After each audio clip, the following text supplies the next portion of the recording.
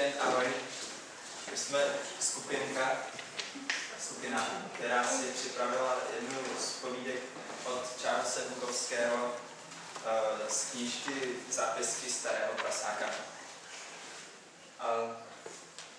Jmenuji se Ondřej Kovalčík a Pavla na mě los, že budu jako první. Takže Charles Bukowský. Nějaký hajzl si zašel prachy. Všichni prej, že už jsou na mizině. Bylo po kartách. Vedle mě seděl elf, můj kámoš. On se mámě moc nelíbil. Jako malej byl celý pokroucený, pokřivený. Celý roky poléhával v posteli a mačkal všelijaký ty gumový kolečka a dělal šílený cviky. Když z té postele vylez, byl jak dlouhý, tak široký, takový vysmátý hovado.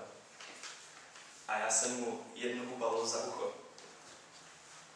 Elf se skácel k zemi. S ním šla i flaška. Zamrmlal něco, co se mi nelíbilo. Sebral jsem flašku. Byla to dobrá skotská.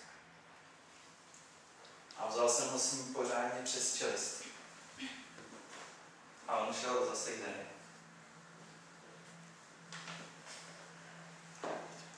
Myslel jsem si, že je to v pohodě.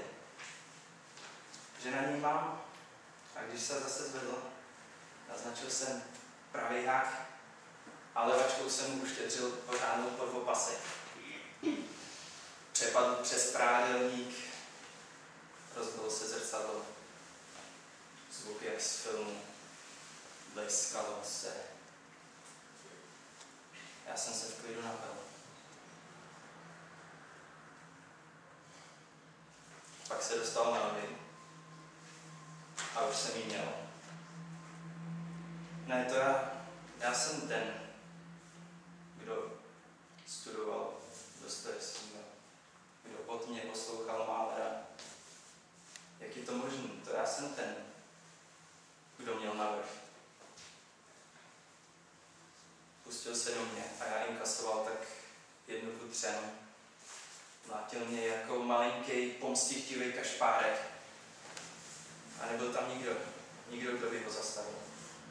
Bytná, policie, Bůh, nikdo. A takhle to šlo pořád dokola. A pak už si nic nepamatuju. Když jsem se probudil, venku už svítilo slunko a já ležel pod postelí. Když jsem vylez, zjistil, že se můžu postavit. Pořezaný krk, rozbitý ruce, zažil jsem i horší kocoviny. A probudit jsem se mohl třeba na menším místě. Třeba v kriminále, že jo? Rozjít jsem se kolem sebe, fakt se mi to nezdálo. Nábytek byl namaděn. Roztřískaný židle, skleničky, rozbitý prádelník, postel, popelníky. Neuvěřitelný masakr. Všechno ulepený od krve, totální bordel. Hnus. Napil jsem se vody a šel do komory. Byly tam $10, 20, $5. Všechny prachy, co jsem tam odnášel, když jsem se šel na záchod mezi kartama lichca. A tehdy jsem si uvědomil, že kvůli nim jsem se začal rvát. Pozbíral jsem je, strčil do peněženky a na zborcenou postel položil lepenkový kufr, do kterého jsem si zbalil svých 5 švestek. Pracovní košile, stvrdý bagančata s děravejma podrážkama, tuhý, špinavý ponožky, neforemný kalhoty, co se chtěli každou chvíli rozklebit na kolenou a kratinkou povídku o tom, jak jsem v San Franciský opeře chyt filcky.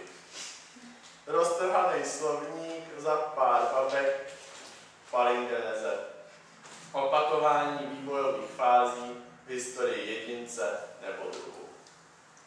Hodiny šly Stařičkej budík, pán mu požehnej. Kolikrát už jsem se na něj v kocovině mrk o 7:30 ráno a řekl jsem si, že bych se vysral na práci, seru na práci. Podle budíku byly teď 4 odpoledne. Zrovna když jsem se chystal vrazit ho do kufru, ozvalo se, jak jinak, zaklepání na dveře. Byla to bytná a její klepání nemělo konce. Chtěla mi vyměnit povlečení. Já na to, že ne, ale ona by mi ráda vyměnila povlečení. A pořád dokola. Tahle ta bytná, takový tělo. Od zhora dolů. Všechno na ní volalo. Tělo, tělo, tělo. Byl jsem tam teprve 2 týdny a dole byl bar. Známí za mnou chodili a já nebyl u sebe. Bytná jim vysvětlovala.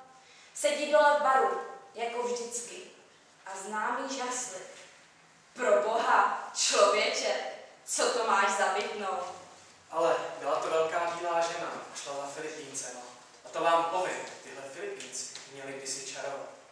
Kam se na ně hrabou vy hoši? Kam se na ně hrabu i já? Teď už jsou vyřízení. Se podívejte na ty jejich klobouky s širokýma krempama, pražený hluboko do čela ve stylu George Rafta. Když si udávali módu, tyhle ostrý hoši s díkama, koženýma botama a nechutnejma zlejma držkama. Kam jste se poděli? V každém případě nebylo co pít. A já tam seděl celý hodiny a ošíval se a šílel.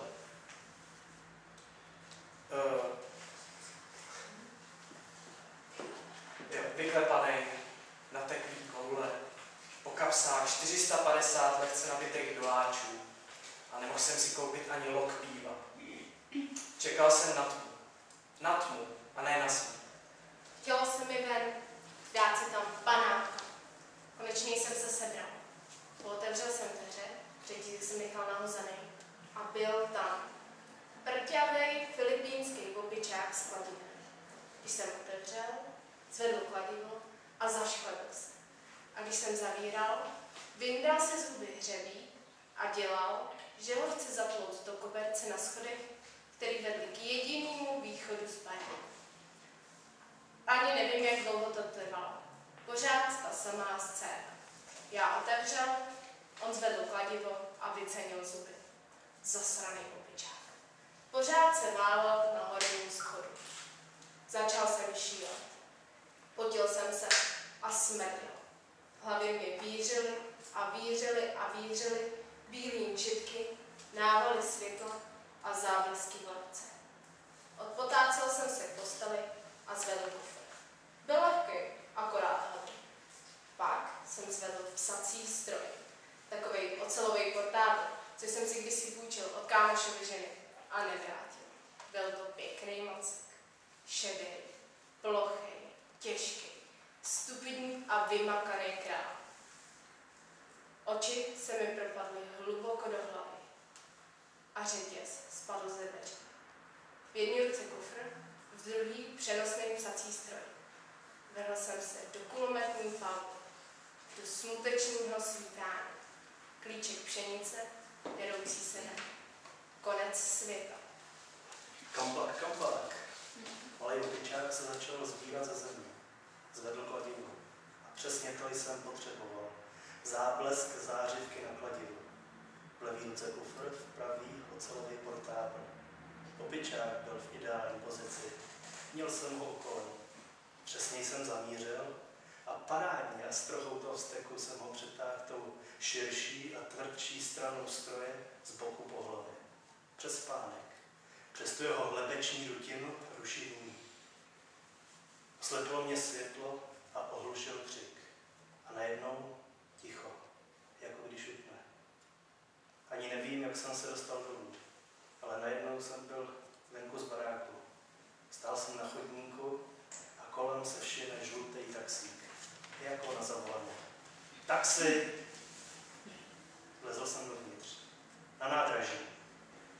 Je to fajn pocit. Tiše si to sviště travníma ulicema.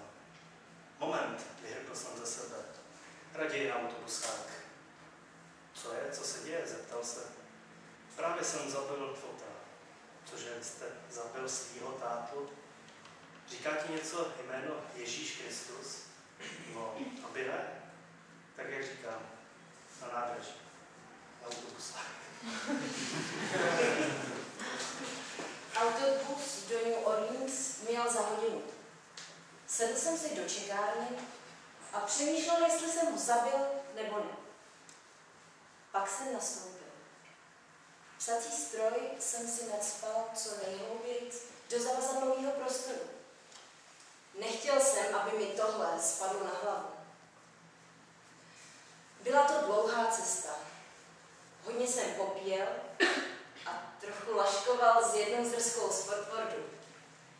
Vystoupil jsem s ní, ale protože žila s mámou, musel jsem si sehnat nocleh ve městě. A omylem jsem si koupil pokoj v bordelu.